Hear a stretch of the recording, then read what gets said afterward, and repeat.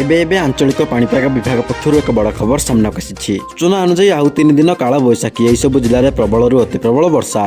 तेज आग को केउं अंचल को केते प्रतिशत वर्षा हेब केउं अंचल को यार प्रभाव अधिकरू अधिक मात्रा रहा संपूर्ण अपडेट जानिबा। किंतु ता पूर्वर वीडियो गोटे लाइक करंतु, सांगसाथी मानक सहित अधिकरू अधिक मात्रा शेयर करंतु।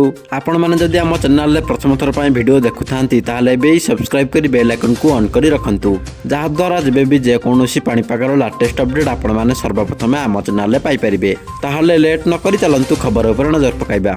तेज सूचना अनुसार ओडिशा रे कालबैशाखी वर्षा जो ग्रीष्म प्रभाव आश्वस्ति मिली। राज्यर अधिकांश जिले में मिश्रित पाग रही।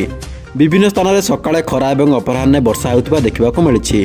तेज राज्य में बिजुली घड़घड़ी सह हालुकारु मध्यम धरणर वर्षा जारी रही बेले आगामी 3 दिन जाए यह पाग जारी रही पाणीपाग विज्ञान केन्द्र आकलन कर। राज्य में आगामी 3 दिन पर्यंत विक्षिप्त वर्षा हो पारे। एने भुवनेश्वर स्थित आंचलिक पाणीपाग केन्द्र पक्षर सूचना दि जापरी भद्रक, बालेश्वर, जाजपुर, केन्द्रापड़ा, कटक, जगतसिंहपुर, पुरी, खोर्धा, नयागढ़, गंजाम, गजपति जिले में प्रबल वर्षा येलो वार्निंग जारी कर आंचलिक पाणीपाग विभाग। तो वर्तमान राज्य में 3 दिन जाए कालबैशाखी वर्षा विक्षिप्त भाव होबार संभावना रही। 3 ରୁ 4 दिन पर्यंत दिन तापमात्रा में विशेष परिवर्तन हेब नाही बोली पाणीपाग विज्ञान केन्द्र पूर्वानुमान करिछि।